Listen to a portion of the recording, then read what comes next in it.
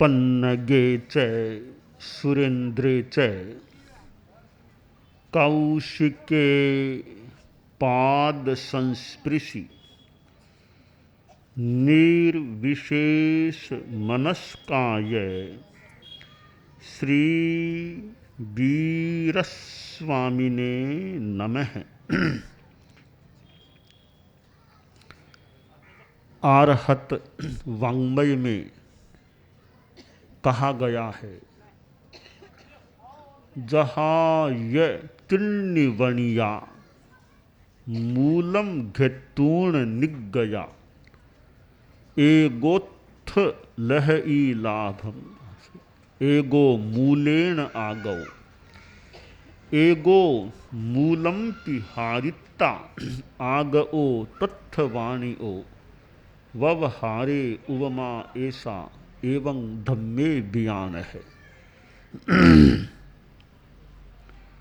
पूरी दुनिया में, सृष्टि में 84 लाख जीव योनियां बताई गई हैं। इन 84 लाख जीव योनियों में संसारी जीव जन्म मरण करते रहते हैं। जन्म मरण की परंपरा चलती है। पुनरपि जननम पुनरपि मरणम पुनरपि जननी जठरे शयनम यह संसार। तो यह ऐसा संसार है, बार बार जन्म और बार बार मृत्यु होती है। बार बार मां के गर्भ में आने की स्थिति भी बन सकती है। तो 84 लाख जीव योनियों में अनंत अनंत जीव हैं और एक थोड़े से वनस्पति के हिस्से में भी अनंत जीव, यानी जीवों से भरा पड़ा है यह जगत। इतने छोटे छोटे प्राणी दुनिया में हैं कि वे छोटे छोटे प्राणी भी अनंत अनंत हैं। ऐसी स्थिति में हमें यह बड़ा प्राणी बनने का मौका मिला है। मनुष्य का जीवन प्राप्त हुआ है। अब यह चिंतन का विषय है कि हम मनुष्य हैं, एक चिंतनशील प्राणी हैं। इस मानव जीवन को हमें किस प्रकार जीना चाहिए, जीवन की हमारी शैली, लाइफ स्टाइल कैसी होनी चाहिए। जीवन कलापूर्ण हो तो एक अच्छी बात होती है। कहा गया, बावत्तरी कला कुशला पंडिय पुरिसा अपंडिया चेव शब्द कलान पवरम धम्म कलम जे न जानन्ति। हमारे जैन साहित्य में, वाङ्मय में 72 कलाओं की बात। कोई आदमी 72 कलाओं में कुशल बन जाए, निष्णात हो जाए, पंडित कहलाने वाला हो जाए,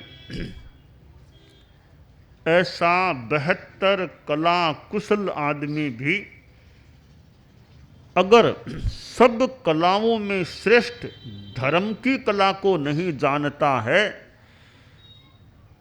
तो वह अपंडित है। पंडित कहलाने पर भी अपंडित है। कितनी भी डिग्रियां मिल गई,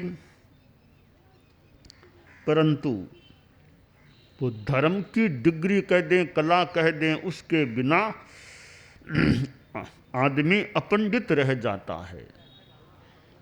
सभी कलाएं हैं विकलाएं, पंडित सभी अपंडित हैं। जो न जानते कैसे जीना, केवल महिमा मंडित है। तो धर्म की कला, आदमी श्वास लेता है, श्वास छोड़ता है। एक श्लोक में कहा गया, यस्य त्रिवर्ग शून्यानि या यस्य धर्म विहीनानि दिनान्यायान्ति यान्ति च स लोहकार भस्त्रे व श्वसन्नपि न जीवति। कि लुहार की धोंकनी होती है, वो फूलती है सिकुड़ती है, फूलती है सिकुड़ती है, परंतु फूलने व सिकुड़ने के मात्र से वो लुहार की धोंकनी सजीव नहीं हो जाती।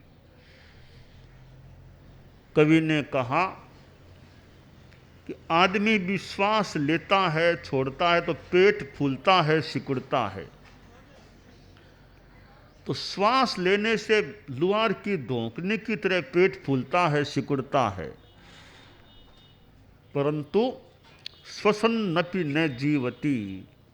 श्वास लेते हुए भी धर्म की दृष्टि से वह आदमी जीवित नहीं है। जीवित वह है जिसमें धर्म होता है।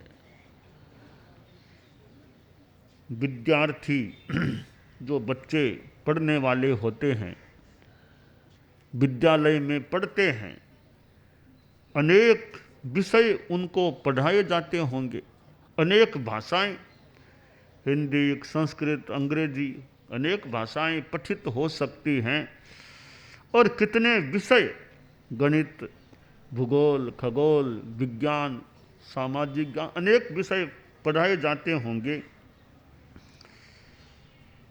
विद्यार्थी अनेक विषय पढ़ें, वे ज्ञानी बन सकते हैं, पर साथ में धर्म की कला भी वो पढ़ लें। अध्यात्म विद्या विद्या नाम, अध्यात्म विद्या को भी वे अगर कुछ उनको पढ़ाई जाए बताई जाए और अच्छे संस्कार जीवन में आ जाएं, तो विद्यार्थी बहुत ज़्यादा अच्छे बन सकते हैं, उपयोगी बन सकते हैं। जीवन में ज्ञान का महत्व है और विद्या संस्थानों द्वारा ज्ञान दिया जाता है, तो विद्यार्थी ज्ञानी बनते हैं, साथ में अच्छे संस्कार भी आ जाए। शिक्षा संस्कार युक्त हो, संस्कार युक्त शिक्षा, कि जीवन का व्यवहार जीवन का आचार वह भी विद्यार्थी का अच्छा रहे। ओनली नॉलेज इज हाफ, तो only character also may be half. कोरा ज्ञान आधी चीज है, कोरा आचरण भी मान लें आधी चीज हो सकती है। जहाँ ज्ञान और आचरण दोनों का विकास हो जाए तो कंप्लीट वन, एक पूर्णता, पूरा एक हो सकता है। तो आज विद्या संस्थान बहुत बड़े उपकारी हैं, पहले भी उपकारी थे, ज्ञान प्रदान करने वाले और हो सकता है संस्कार भी देने वाले देते हैं। प्रयास होता रहे, भले प्रार्थना सभा होती है उसमें भी थोड़ी अच्छी शिक्षा दी जाती रहे, कोई प्रयोग कराए जाते रहें, तो हो सकता है विद्यार्थियों में और उन्नयन हो जाए, अच्छा उनका विकास हो जाए। और शिक्षक पढ़ाने वाले हैं, उनको देख देख कर भी विद्यार्थी कुछ बातें सीख सकते हैं। उपदेश देना अच्छी बात है, खुद का जीवन भी एक उपदेश, एक प्रकार की शिक्षा देने वाला बन सकता है। आदमी मुंह से बोल करके अच्छी शिक्षा दे, वो भी बढ़िया बात है, और शिक्षा देने वाले का जीवन भी बोले, जीवन भी वैसा अच्छा हो, तो उसके जीवन को देख देख कर भी दूसरे व्यक्ति कुछ सीख सकते हैं। तो अध्यापक, शिक्षक, गुरुजन जो ज्ञान देने वाले हैं, उनसे ज्ञान भी मिले और उनके जीवन व्यवहार से भी विद्यार्थियों को अच्छा शिक्षण, प्रशिक्षण प्राप्त होता रहे। विद्यार्थियों को विद्यालय से भी अच्छे संस्कार मिले, विद्यालय में विद्यालय से, गुरुजनों से और शिक्षा देने वालों से, घर में परिवार में रहें तो माता पिता आदि से भी उनको अच्छे संस्कार मिले, इधर साधु संतों से भी उनको अच्छे संस्कार मिलते रहें, तो अनेक औरों से उन पर वर्षा होती है संस्कारों की, संस्कार वर्षा। उस संस्कार वर्षा में विद्यार्थी भीग जाते हैं, आर्द्र हो जाते हैं, और वह वर्षा का पानी भीतर तक चला जाता है। तो विद्यार्थी कितने विशिष्ट बन सकते हैं।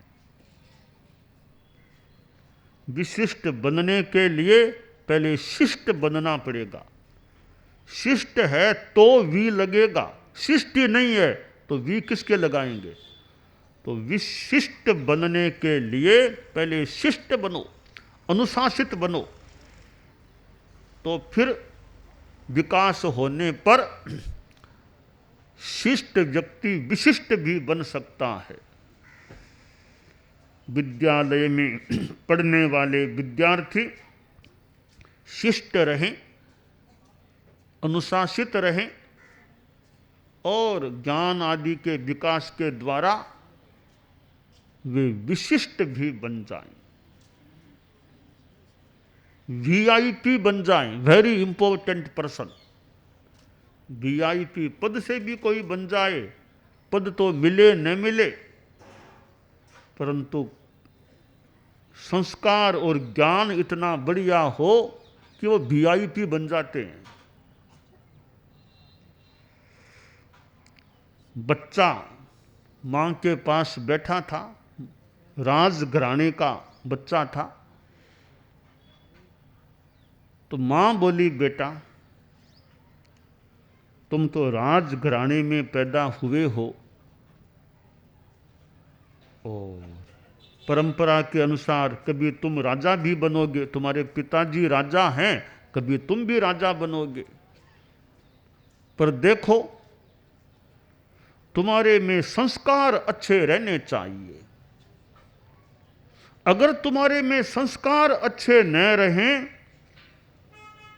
तो भले तुम सिंहासन पर मत बैठना, सिंहासन खाली भले रह जाए, कुसंस्कारी नहीं बैठना चाहिए। कुसंस्कारों में मैं तुमको नहीं देखना चाहती।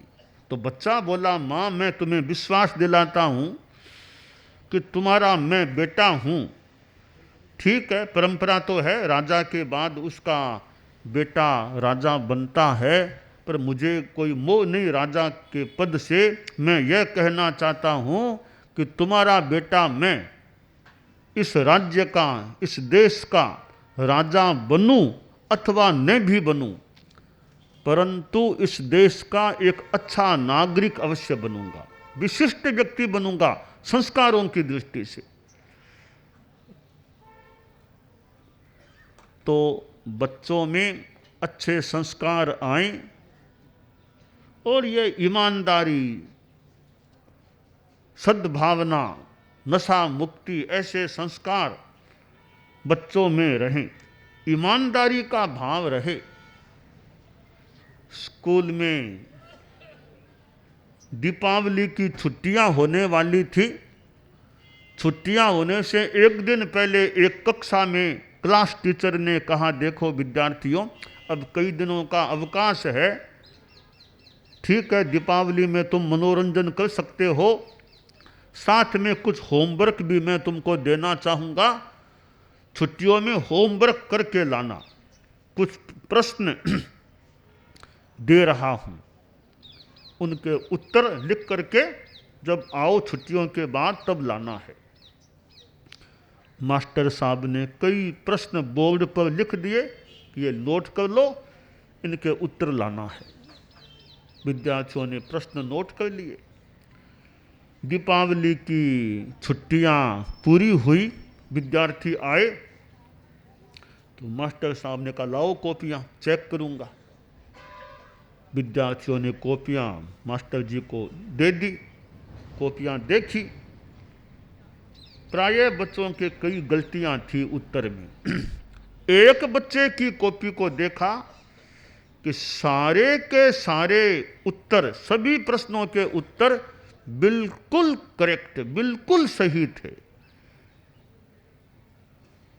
मास्टर जी खुश हुए कि एक बच्चा ऐसा निकला, एक भी गलती नहीं है उत्तर में, सब ठीक है।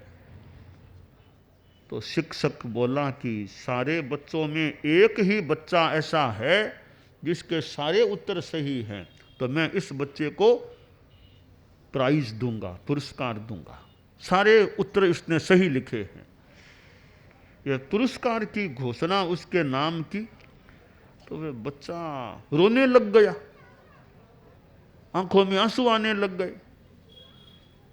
आसपास के विद्यार्थी भी देखने लगे, क्या बात, रोता क्यों है ये।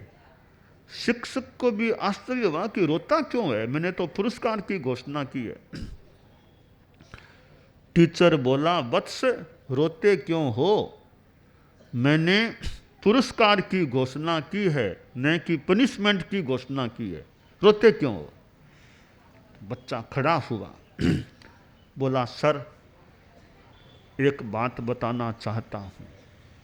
आप सोच रहे होंगे कि सारे उत्तर मैंने अपने दिमाग से लिखे हैं। हाँ, मैं यही सोचता हूँ, मैं तो सब तुमने अपने दिमाग से लिखे हैं। कि सर थोड़ा सा अंतर है महोदय, और तो सारे प्रश्नों के उत्तर मैंने अपने दिमाग से, अपने हाथ से लिखे हैं। एक सवाल का उत्तर मुझे नहीं आ रहा था, मेरे बड़े भाई साहब थे, उन्होंने मुझे बताया, वो मैंने फिर जैसा उन्होंने लिख करके दिया, मैंने हूबहू उसको अपनी कॉपी में लिख लिया था। तो एक प्रश्न का उत्तर मेरे दिमाग का नहीं है, तो आप मुझे इसलिए पुरस्कार दे रहे होंगे कि सारे उत्तर मेरे दिमाग के हैं, तो एक उत्तर मेरे दिमाग का नहीं है, इसलिए महोदय मैं आपके पुरस्कार के काबिल कैसे हो सकता हूं। शिक्षक को संभवतः बहुत खुशी और आश्चर्य मिश्रित हर्ष हुआ कि कैसा बच्चा है, अपनी गलती खुद ही बता रहा है कि मैंने ये कमी है कि एक उत्तर मैंने अपने दिमाग का नहीं है। मास्टर जी ने सोचा, बड़ा बुद्धिमान इंटेलिजेंट बच्चा है और साथ में इतना ईमानदार है, एकदम सही अपनी बात बताने का लगता है प्रयास कर रहा है, तो ऐसा बच्चा कोई उजले भविष्य वाला होना चाहिए। खैर थोड़ा बहुत बात में अंतर हो, कैसा भी हो, कहा गया कि आगे जाकर वो मास्टर जी बोले कि तुम अच्छे आदमी बनोगे देश के, कि गोपाल कृष्ण गोखले के रूप में वे सामने आए। तो बच्चों में अच्छे संस्कार आ जाएं तो देश का भविष्य, यानी किसी संस्था का भविष्य आखिर तो बच्चों पर ही है। तो बच्चे अच्छे हैं, सच्चे हैं, योग्य हैं, तो आशा संभावना की जा सकती है कि समाज का भविष्य अच्छा, राष्ट्र का भविष्य अच्छा हो सकता है। तो जो स्कूल में विद्यार्थी पढ़ते हैं उनमें ज्ञान और संस्कार युक्त शिक्षा रहे और वे खूब अच्छे सच्चरित्र वाले बच्चे रहें, ज्ञानी भी रहें, तो उनके अपने जीवन के लिए अच्छी बात, तो औरों के लिए भी अच्छे रूप में निमित्त बन सकते हैं।